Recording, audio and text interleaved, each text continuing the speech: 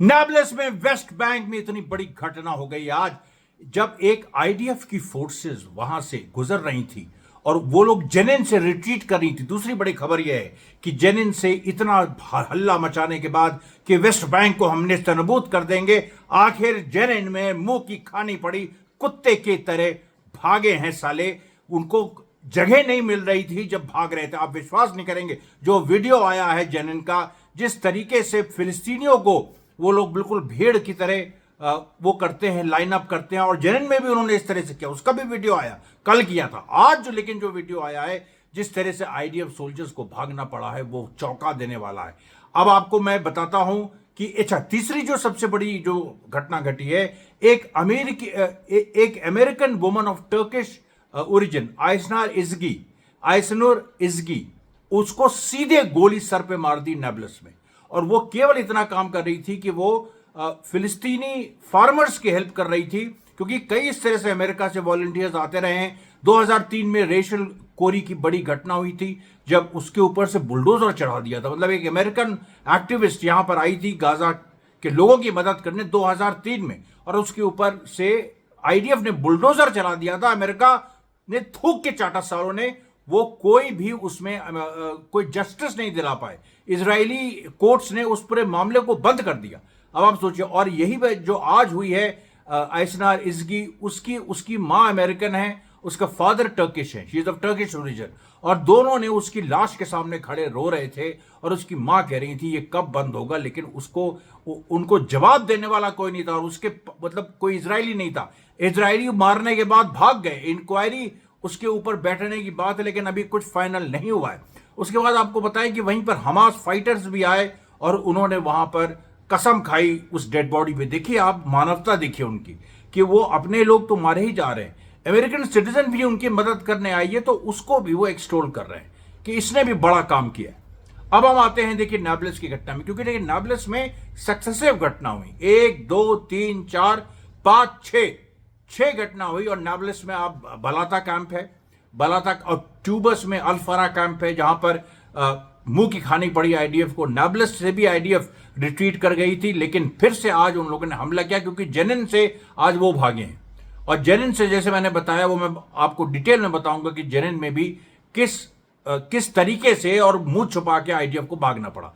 नाब्लस में देखिए क्या हुआ कि नाब्लस में आज कमाल हो गया। देखिए कम से कम 22 से लेके 23 इजरायली सोल्जर्स की 3 पलटनों ने बलाता कैंप पे हमला किया। उनके आगे आगे बख्तरबंद गाड़ियां थी और टैंक्स थे, और उन टैंक्स के पीछे ऐसी, मतलब जो पिक्चर बनी है कि एक बिल्कुल जैसे पिरामिड जैसी, पीछे का बेस इन्फेंट्री सोल्जर्स, बीच में बख्तरबंद गाड़ियां और टैंक्स, और आगे आगे एक फिलिस्तीनी बच्चा 12-13 साल का, वो दौड़ रहा है। और उस बच्चे को पूरा जो लश्कर है ये उसको फॉलो कर रहा है, और उस लश्कर ये समझता था कि वो बच्चा इन्फॉर्मेंट है। आप सोचिए इजरायली दिमाग को क्या हो गया है। 12 साल के बच्चे को कहां ये पैलेस्टीनियन अथॉरिटी को अपना दलाली के लिए तैयार करते थे, इन्फॉर्म। और पैलेस्टीनियन अथॉरिटी ने जो वेस्ट बैंक में इन्वेजन हुआ है, बहुत दलाली की, क्योंकि पैलेस्टीनियन अथॉरिटी की जमीन है वेस्ट बैंक। गाजा में हमास का रूल है, लेकिन अब पहले भी था, और लेकिन वेस्ट बैंक में पैलेस्टीनियन अथॉरिटी की जमीन है। उसके बाद पैलेस्टीनियन अथॉरिटी से इजराइल जिस तरह से उम्मीद कर रहा था, मदद नहीं कर पाया। कई पैलेस्टीनियन अथॉरिटी के एक्स ऑफिसर्स और सर्विंग ऑफिसर्स, उन्होंने रेजिस्टेंस की मदद की, और महमूद अब्बास को वहां से एक्चुअली भागना पड़ा। रमल्ला में जो उसके हेडक्वार्टर्स है, वहां से उसको भागना पड़ा। वो भी मुंह दिखाने लायक नहीं रहा। लेकिन जो ये हुआ कि 12 साल का एक इन्फॉर्मर, अब आप सोचिए कि इजराइल की हालत आप देखिए, एक बच्चा आगे दौड़ रहा है, उसके पीछे पूरी फौज है। मतलब 22 की 3 तो करीब 60-70 सोल्जर्स हो गए, उनके पीछे और हैं 100 से ऊपर सोल्जर्स हो गए। उसके बाद आगे गाड़ियां हैं, टैंक है, और उसके आगे बच्चा, बिल्कुल ऐसे। और वो बच्चा भागता रहा, उसके पीछे टैंक उनको फॉलो करते रहे। और आप देखिए, विधि का विधान देखिए, या विनाश काले विपरीत बुद्धि देखिए, वो लड़का अचानक एक गली में गायब हो गया। उस गली में टैंक ने घुसने की कोशिश की, वो गली में फंस गए। और उसके बाद जो हुआ, फिलिस्तीनी लड़ाकों ने निकल के अल जोफी नाम के एक्सप्लोजिव से मारा। अल जोफी नाम के एक्सप्लोजिव से एक बार मारा, 2 बार मारा, 3 बार मारा, 4 बार मारा, 5 बार मारा, 6 बार मारा। और ये जो अल जौफी एक्सप्लोजिव है, आप विश्वास नहीं करेंगे, इसके बारे में किसी को कुछ पता नहीं है। ये उस फाइटर के नाम पे है जो 18 नवंबर 2023 को नाब्लिस में शहीद हुआ था। 18 नवंबर यानी 7 अक्टूबर की जो घटना, उसके एक महीने से ऊपर, 1 महीने 10 दिन करीब, वो उस समय शहीद हुआ था अल जौफी। और उसके नाम 6 महीने में, 7 महीने में इन लोगों ने, फिलिस्तीनी रेजिस्टेंस फाइटर्स ने ऑलरेडी एक एक्सप्लोजिव डिवाइस तैयार कर ली।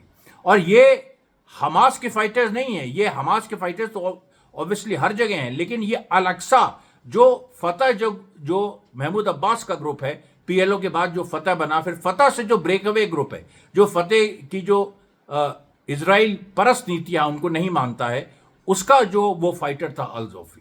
और ये जो पूरी, इसका मतलब ये है कि जो पूरी मदद है ईरान से वेपनरी बनाने की, वो वेस्ट बैंक में एक्चुअली पहुंच गई। इजरायली तो इस बात को कह रहे थे, लेकिन उनके पास कोई प्रमाण नहीं था। आज जो पूरी, अच्छा, प्रमाण मिल भी गया तो ऐसा प्रमाण मिला कि कम से कम, मतलब आप सोचिए कि 20 से ऊपर तो वो घायल हो गए, उसके बाद कई वहां से कितने उसमें मारे गए। अब देखिए कितने मारे गए, ये जो इसकी काउंट रखना मुश्किल हो रहा है। दूसरी बात यह है कि इजराइल उसको डिनाई कर देता है। अब ये तो युद्ध खत्म होने के बाद ही तय होगा कि एक्चुअली कितने लोग मारे गए। इजराइल के 50,000 घायल और मारे जाने वालों में से हैं। क्योंकि आज मैंने देखिए यूक्रेन और रशिया पे भी एक बड़ा जबरदस्त वीडियो किया है, उसको भी जरूर आप देखिएगा, जिसमें जेलेंस्की ने जो कहा था 7 अक्टूबर को कि प्यूटिन हमास है, यानी रशिया हमास है और हम इजराइल हैं, इस तरह की बेवकूफीपूर्ण, मतलब चूतिया द ग्रेट टाइप की बातें जेलेंस्की ने की थी। मैंने थंबनेल में वही डाल दिया, चूतिया द ग्रेट। और आप ये बताइए कि ये जो पूरी, जो अभी जिस तरीके से आईडीएफ को एक मोर्चेबंदी के साथ फंसाया गया है, जो नाब्लस में हुआ है, कि नाब्लस में आपको पता ही नहीं था कि अल जौफी एक्सप्लोजिव क्या है। और अल जौफी एक्सप्लोजिव दुनिया के मीडिया को नहीं पता है। न्यूयॉर्क टाइम्स से लेकर वॉशिंगटन पोस्ट में इस बात पे कयास लगाई जा रही है कि अल जौफी क्या है साला। अरे अल जौफी तो क्या मैं कहूं, तुम्हारे पिछवाड़े में वो पूरा ऐसा बांध के मारा है। और आप सोचिए, उसमें वो जो एक्सप्लोजिव डिवाइस है, वो कोई माइंस नहीं लगी थी। फिर वही मैं बात कर रहा हूं, वो हाथ से फेंकी जा रही थी या वो एक ऐसे प्रोजेक्टाइल से फेंकी जा रही थी जिसके बारे में लोग अभी नहीं जानते। और वो उसमें एक जो अजीब बात है, जैसे देखिए जो माइंस होती हैं बड़ी होती हैं, आकार में बड़ी होती हैं, उनको जमीन में आप गाड़ते हैं और जमीन में वो फटती है, मतलब पूरा एक उसके ऊपर से कोई भी जीप जाती है, कुछ भी जाता है तो वो फट जाती है। और उसका आकार भी होता है, उसके कई वीडियोज हैं कि आपने देखा होंगे बहुत सारे।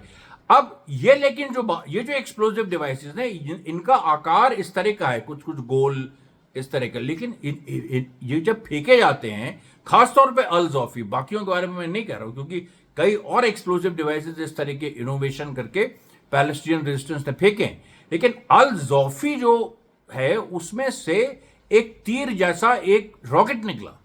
और वो जो तीर जैसा रॉकेट है वो जाके सीधे टैंक पे लगा, और टैंक में वो टैंक फटा नहीं, टैंक में आग लग गई। तो ये कौन सी टेक्नोलॉजी है? ये दरअसल कौन सी वेपनरी? इसका मतलब ये है कि जो एंटी अमेरिकन फोर्सेस हैं, केवल ये आप कभी भी इस बात की भूल मत करिएगा कि वेस्ट बैंक में जो हो रहा है वो छोटी सी जगह में हो रहा है। इसके पीछे पूरी जियोपॉलिटिक्स है, इसके पीछे विश्व युद्ध की पूरी स्थिति है। आज देखिए एक रिपोर्ट आई है कि ओपेक ने जो अपनी प्राइसेस ऑयल की और घटा दी, और ये एक तरह का रेजिस्टेंस माना जा रहा है अगेंस्ट अमेरिका। जब ये 2022 में घटाई थी, उस समय अमेरिका नाराज था, लेकिन उस समय रशिया ने ओपेक का साथ दिया। अभी ओपेक ने फिर से अभी क्यों घटाई? क्योंकि अभी जब से वेस्ट बैंक में इजराइल ने हमला किया है, और जिस तरीके से उसमें रोज खबरें आ रही हैं, उसमें भी पूरी तरह से साफ हो रहा है कि अमेरिका जो नरसंहार हो रहा है उसमें एक भूमिका निभा रहा है, एक बड़ी भूमिका अमेरिका इस नरसंहार में निभा रहा है। तो इसको देखते हुए ओपेक ने और ज्यादा रेट घटा दिए। अब जब रेट घटते हैं इस तरह से, तो डॉलर पर सीधे असर पड़ता है, क्योंकि डॉलर में ट्रेडिंग होती है ज्यादातर ऑयल की।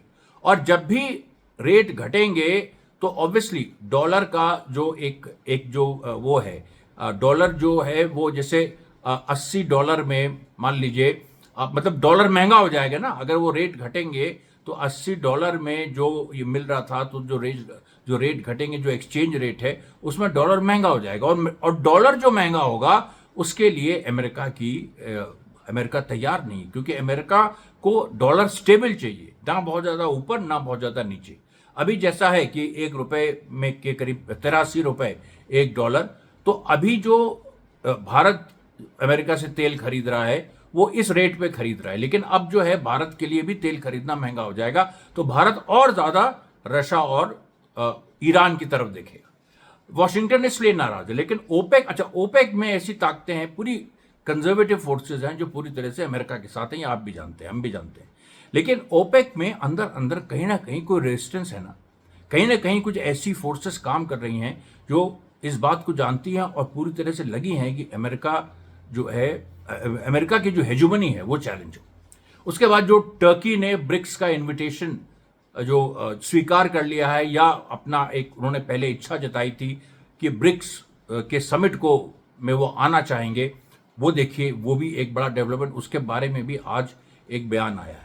एक और चीज टर्की में हुई है कि मोसाद के 7 एजेंट्स पकड़े गए, और मोसाद का ये जो क्लीन अप है टर्की में मोसाद के खिलाफ, इजराइल ने ये धमकी दी थी अभी 2 दिन पहले, मैं खबर इसकी दे नहीं पाया था, अभी 2 दिन पहले इजराइल ने टर्की को धमकी दी थी कि जो ट्रेड तुम्हारा हमारा चलता है अभी भी, उसको हम रोक देंगे। तुम जिस तरीके से, उसने मोसाद नहीं वर्ड यूज किया, उसने वर्ड यूज किया इजरायली सिटीजन्स पे जिस तरह से तुम क्रैकडाउन कर रहे हो वो गलत है। और अर्दोगन ने उसका कोई जवाब नहीं दिया, बल्कि और क्रैकडाउन कर दिया। करीब 7 से 10 मोसाद के ऑपरेटिव्स पकड़े गए, और उनकी जो परेड भी हुई, मतलब जहां पर वो पकड़े गए फिर उसके बाद उनकी शिनाख्त बकायदा, मतलब पब्लिकली उनको शेम किया गया।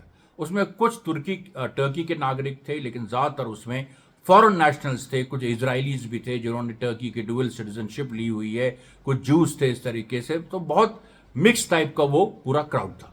तो वो देखिए जो एक पूरी सिचुएशन है उसमें भी इस मामले में जो एक इजराइल और टर्की का ट्रेड है, जो कि कई दिनों से जिसके बारे में बात चल रही थी जब से गाजा की वॉर शुरू हुई है, और बहुत सारे जो टर्की में प्राइवेट प्लेयर्स भी हैं, तो वो भी, जबकि सरकार ने वहाँ की जो सरकारी ट्रेड था उस पर लगभग बैन लगा दिया, लेकिन जो प्राइवेट प्लेयर्स हैं वो अभी भी एक्टिव है, तो गवर्नमेंट ने उनको भी वार्न किया, और ये अपने आप बंद हो जाएगा, क्योंकि इजराइल जो है उसने कह दिया था कि भाई आप इस तरीके से क्रैकडाउन करेंगे तो हम फिर आगे बहुत ज़्यादा व्यापार कायम नहीं रख पाएंगे। यही बात सऊदी अरेबिया में भी हुई।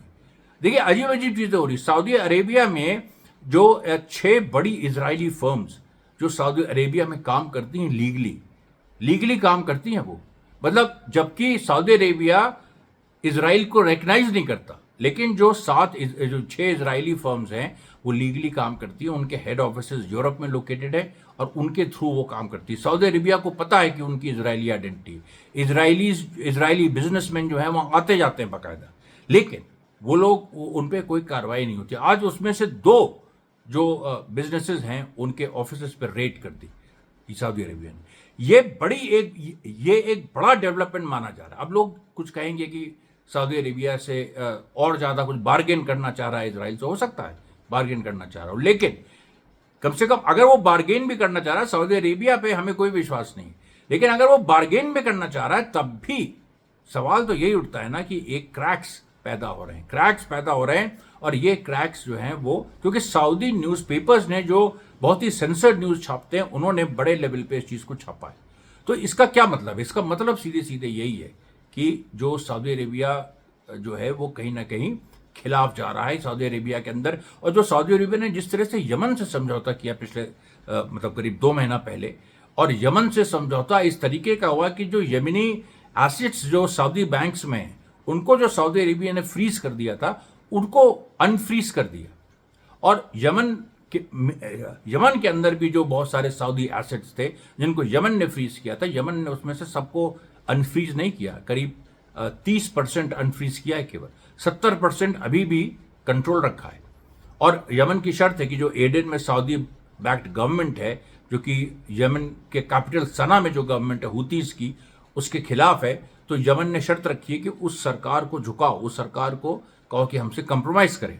और इस सवाल पे यमन ने एक लंबा चौड़ा पूरा एक अपना एक नए समझौते का एक नया प्रस्ताव भी तैयार किया है, जिसमें यह शर्त है कि जो एडेन में गवर्नमेंट है वो हेल्प करे यमन की, इजराइल जो रेड सी से इजराइल की जो शिप्स गुजरती हैं या अमेरिका की या यूरोप की, उस पर मार करने के लिए वो एक्सेप्ट करे। अगर कोई और स्थिति होती तो ये चीज सीधे सऊदी अरेबिया रिजेक्ट कर देता, वो सीधे लड़ाई में नहीं आना चाहता है, लेकिन सऊदी अरेबिया उसको कंसिडर कर रहा है।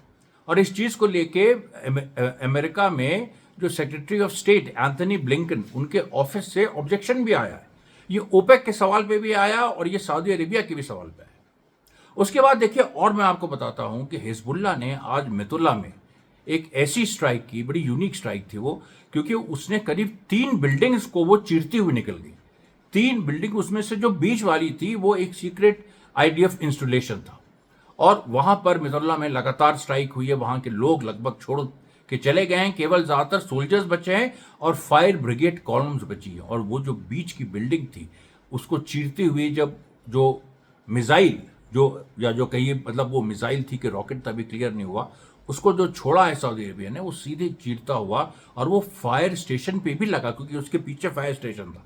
तो जो फायर फाइटर्स हैं, जो आग बढ़ने से रोकते हैं, वो भी इसमें नाकाम रहे। और वो जब पहुंचे हैं सीन पे, तब तक बुरी तरह से आग लग चुकी थी। और इसमें बताया जा रहा है कि इजराइल को मिलियंस ऑफ डॉलर्स का नुकसान ये मेतुल्ला वाली स्ट्राइक से हुआ है। इनोवेशन देखिए लगातार। आज फिर हिजबुल्लाह ने करीब 11 साइट पे, भाई हनीता, बारेत, हनीता, ब्रानेत, जारेत और वो जो रवैसत अल आलम, इन सारी जगहों पे लगातार हिजबुल्लाह ने मारा है। और हिजबुल्लाह तो भाई जीत की स्थिति में ना, उसके तो हर तरह से उसकी स्थिति एक जीत की तरफ बढ़ रही है।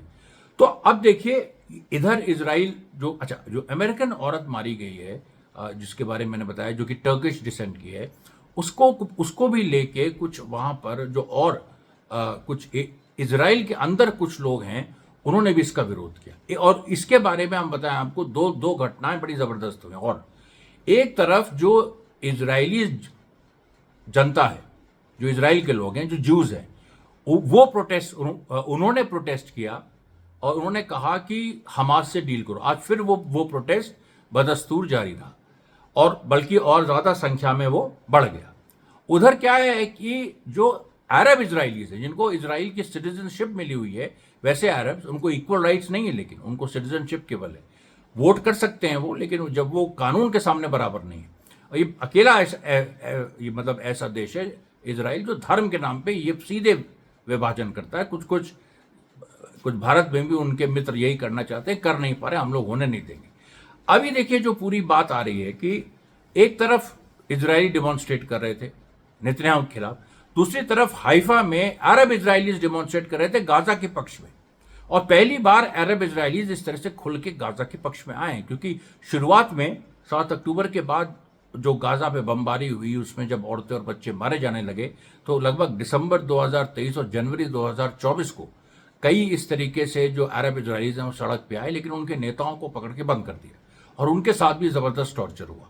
और यहां तक धमकी दी गई कि हम तुम्हारे लिए अलग से डिटेंशन सेंटर बना देंगे, जैसे ये सदी तमाम में हमने गाजा के कैदियों के लिए बनाया है, और जहां आपको पता ही है जिस तरह से उनके रेक्टम में पूरा एक मेटल ऑब्जेक्ट से घुसेड़ा जाता है, मतलब हर तरह की जाति वहां होती है। उसके बावजूद आज अरब इजरायलीज निकले। ये देखिए, इसी को कहते हैं थर्ड इंतिफादा।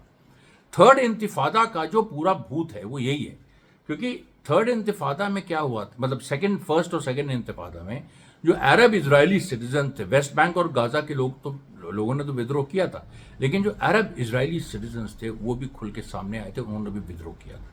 तो ये एक जो थिन डिवाइडिंग लाइन है वो एक बड़ी इंपॉर्टेंट है। दूसरी बात देखिए, जेनिन में जो घटनाएं हुई, और जेनिन में जिस तरीके से वहां से इजरायली फौज हटी है, एक होता, देखिए मिलिट्री टर्म्स में एक होता है रिट्रीट, और रिट्रीट भी एक कायदे से किया जाता है। मतलब रिट्रीट करने का एक तरीका होता है, एक मतलब ऐसा नहीं होता है कि जो सेना है वो पीठ दिखाती है। अगर आपने पीठ दिखा दी तो वो रिट्रीट नहीं, वो हार है। ये बिल्कुल क्लियर है। रिट्रीट जो होती है वो ये होती है कि आर्मी फायर करती रहती है, पीछे हटती रहती है। ऐसे जैसे आगे मतलब एक भाई पहले पहले जैसे जंग हो रही है तो आर्मी टिकी हुई है दूसरी आर्मी के सामने, और जंग हो रही है, कोई कभी वो आगे बढ़ती कभी ये आगे बढ़ती है। अगर एक साइड को रिट्रीट करना होता है तो वो फिर सीधे ऐसे, वो ऐसा नहीं है कि वो पीठ करके भागने लगते हैं, उससे तो और मारे जाएंगे। तो ये कोई मिलिट्री तरीका नहीं होता। उसमें क्या होता है कि वो उनके जो जो कॉलम्स हैं वो करते हैं, लेकिन वो पीछे चलते जाते हैं, पीछे चलते जाते हैं, और वो फिर रिट्रीट उसको माना जाता है। लेकिन आज जो हुआ, आईडीएफ के सोल्जर्स जब जेनिन से इस तरह से, उन्होंने शुरू में यही हुआ, बाकायदा बैटल फॉर्मेशन में ही उन्होंने रिट्रीट करना शुरू किया।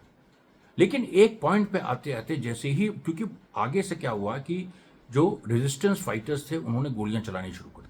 जब गोलियां चलानी शुरू कर दी और जब इजरायली टप टप टप एकदम गिरने लगे, तो वो एक पैनिक आ गया। तो उस पैनिक में बहुत सारे इजरायली सोल्जर्स ऐसे भागे हैं जैसे कानपुर की दूसरी लड़ाई में अंग्रेज भागे थे। मतलब ये मैं उसकी बात कर रहा हूँ, ये नवंबर 26 के आसपास जो दूसरी लड़ाई हुई थी, जिसमें तात्या तोपे ने दोबारा कानपुर पर कब्जा किया था। और उस लड़ाई में की खासियत यह है कि उस लड़ाई में जो बहुत सारे सिख सोल्जर्स अंग्रेजों के साथ थे, वो विद्रोह कर बैठे। उन्होंने कहा कि ये अंग्रेज हैं जिन्होंने पंजाब को कॉन्कर किया था 1845 1849 में। ये जो भाग रहे हैं अंग्रेज, ये उनके बच्चे नहीं लगते हैं, ये नाजायज औलाद लगते उस समय की, उसके हिसाब से, मोरालिटी और भाषा के हिसाब से ये नाजायज औलाद लगते हैं। तो ये देखिए जो इजराइल रिट्रीट की है जेनिन से, बहुत ही कावर्डली, जैसे घुसी थी कावर्ड तरीके से कायराना, उसी तरीके से कायराना जब टप टप करके लोग गिरने लगे और उसके बाद जो भगदड़ मच गई, ये देखिए असली आईडीएफ है। ये अपने डिसिप्लिन को, जरा सी फोर्स इसके सामने आ जाती है, जरा सी मजबूत, जबकि वेस्ट बैंक में रेजिस्टेंस गाजा के बराबर भी नहीं है। मतलब गाजा का आप सोचिए 50-60% है, उसने ये हटा दिया। अभी ऐसा नहीं है, वेस्ट बैंक पे जो एग्रेशन है वो खत्म हो गया है। नेतन्याहू वापस आएगा, अभी जैसे नाब्लिस में वो लोग वापस आए, लेकिन नाब्लिस में फिर उनको भगा दिया गया और ऐसे ऐसे नए नए हथियार इस्तेमाल किए गए। आज भी रेजिस्टेंस ने कहा है, और रेजिस्टेंस ने नेतन्याहू को भी मैसेज दिया है कि हम तुम्हारे सैनिकों को बॉडी बैग्स में भेजेंगे। बॉडी बैग्स एक बड़ा नटोरियस टर्म है, क्योंकि जो वियतनाम वॉर हुई थी उसमें अमेरिका इसीलिए हारी थी क्योंकि जब 58,000 अमेरिकन मारे गए 10 साल में, 1965 से लेके 1975 तक, और जब बॉडी बैग्स कॉफिन उनके पहुंचने लगे उनके घर, तो वो पूरा अमेरिका का मोरल टूट गया, पॉलिटिकल डिफीट हो गई। अब यही देखिए इजराइल में जो आज प्रदर्शन हो रहे हैं तेल अवीव में और नेतन्याहू के घर के पास, मतलब जेरूसलम में, वहां पर जो हो रहे हैं उसमें भी कई जो प्रदर्शनकारी हैं वो इजरायली फ्लैग में लिपटे हुए कॉफिन्स, ऐसे ही मतलब फेक कॉफिन्स, वो कॉफिन्स एक सिंबॉलिक, उसका सिंबल कि नेतन्याहू इजरायलियों को मार रहा है, इजरायली होस्टेजेस को मार रहा है, वो लोग भी कॉफिन्स कैरी करते हुए दिखाई दिए। तो ये जो देखिए सारी बातें हैं, ये किस तरफ इशारा करती है। और देखिए एक बड़ी चीज आई सामने, जहां पर यह बात सामने आई है कि इजराइल की जो इकोनॉमी है, हमने कुछ दिन पहले आपको एक एक्स जनरल का, एक इजराइल का रिटायर्ड आईडीएफ जनरल का बयान बताया था, जिसमें उसने कहा था कि इजराइल 1 साल तक इसी तरह से अगर चलता, ऐसे युद्ध चलता रहा तो इजराइल की इकोनॉमी बैठ जाएगी। इकोनॉमी बैठ जाएगी मतलब हजारों लोग जो हैं, लाखों लोग बेरोजगार हो जाएंगे, और बेरोजगारों की फौज से लड़ने की कुव्वत इजराइल में नहीं है। उस समय इजराइल ने कहा था कि हम फौज में भर्ती कर लेंगे, हम लड़ेंगे, हम 1 साल लड़ेंगे, 2 साल लड़ेंगे, 10 साल लड़ेंगे, हम फौज में भर्ती करते जाएंगे। आज क्या स्थिति है, फौज से आपको छटनी करनी पड़ रही है। आपके फौज में बुला रहे हैं आप, लेकिन सैनिक नहीं जा रहे हैं आपकी फौज, क्योंकि वो जिस तरह की मार उन्होंने खाई है, वो उन्होंने मार कभी इसके पहले अपने इतिहास में नहीं खाई। और आपको एक घटना बताते हैं तुलकरेम की। तुलकरेम जो कि जेनिन के पास है, और जब इजरायली सोल्जर्स भाग रहे थे उसमें से कुछ तुलकरेम से गुजरे, और तुलकरेम में उनको मारा नहीं, उनके सामने बंदूक लेके, जैसे ऐसे पूरा एक एरिया से वो लोग मतलब वहां पर तुलकरेम के गुजरे। आउटर तुलकरेम से, अंदर आते तो मार दिए जाते, आउटर तुलकरेम से, तो उसमें कुछ घाटी टाइप थी, तो उस घाटी के ऊपर ordinary Palestinian citizens, civilians, soldiers नहीं, वो ऐसे बड़ी बड़ी जो पुरानी अरेबिक तलवारें हैं वो लेके खड़े थे। और उनके ऊपर वो दिखा रहे थे, और नीचे से वो लोग, नीचे से जो ये इजरायली सोल्जर्स भाग रहे थे, और उसमें से भागते हुए इजरायली सोल्जर ने कहा कि ये तो पूरा एक राष्ट्र राइज कर रहा है, my God, a nation is rising.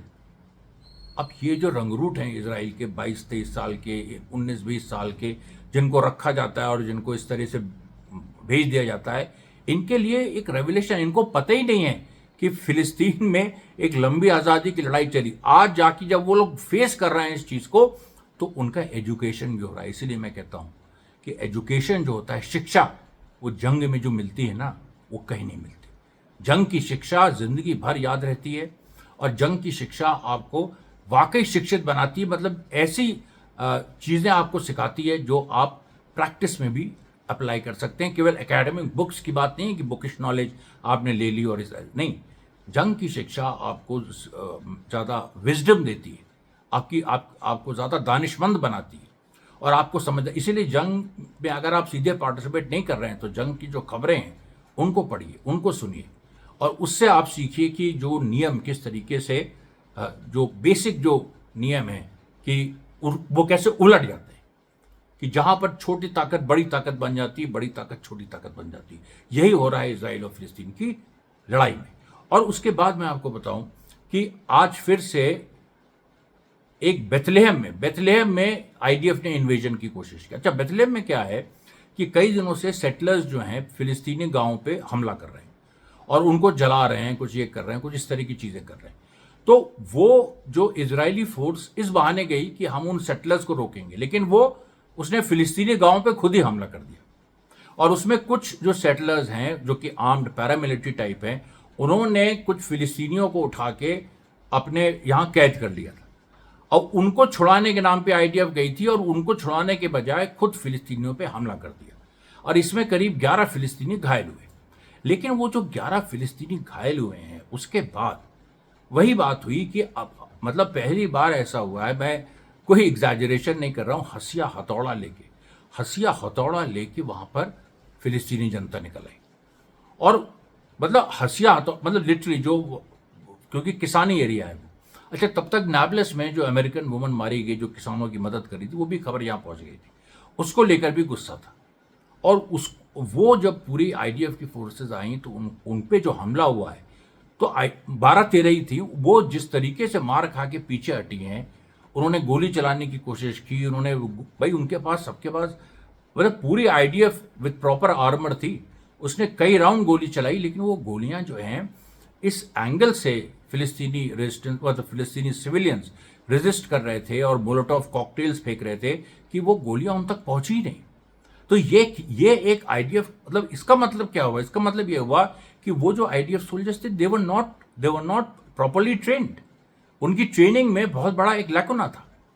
और इस बात को देखिए, इजराइल समझ भी रहा है, नहीं भी समझ रहा है, क्योंकि इस समय एक अंधा युग जैसी स्थिति, जो अंधा युग नाटक है अपने धर्मवीर भारती का, पता नहीं उसके बारे में सुना है कि नहीं, लेकिन उसमें जो महाभारत का सीन दिखाया है कि जो धृतराष्ट्र जिसके आंखों में पट्टी बंधी है, वो जब महाभारत हो जाती है, जब उसके सारे दुर्योधन सहित सारे उसके बच्चे मारे जाते हैं, तो फिर वो गंधारी के साथ घूम रहा है और अंधा है, वो उसके आंखों में पट्टी बंधी है, वो, और उसको मतलब वो, सॉरी, धृतराष्ट्र अंधा है, गंधारी की आंखों में पट्टी बंधी है, फिर भी गंधारी का इतना तेज है कि वो देख सकती है, और वो एक अंधे धृतराष्ट्र को महाभारत में उनके अपने लड़कों के लाशों को छू छू के बता रही, देखो ये दुर्योधन था, ये दुशासन था, इस तरीके से। वही हालत नेतन्याहू की हो गई है।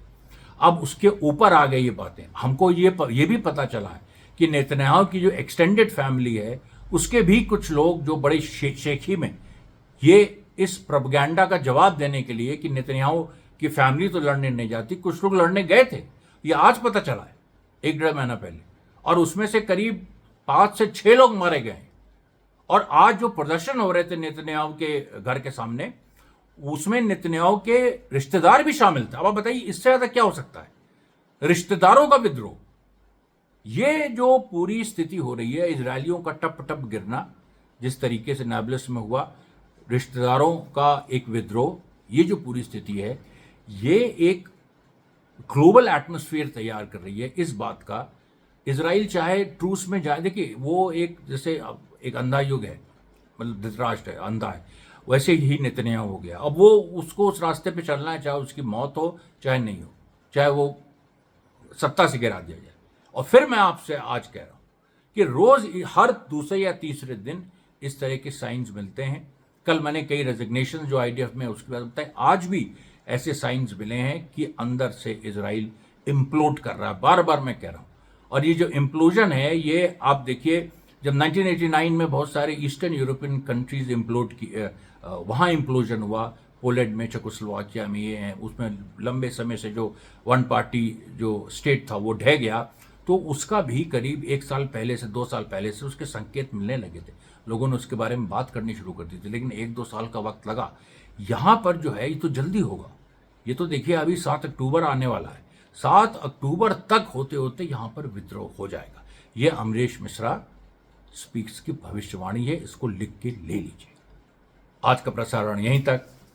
बहुत बहुत धन्यवाद साथियों, धन्यवाद।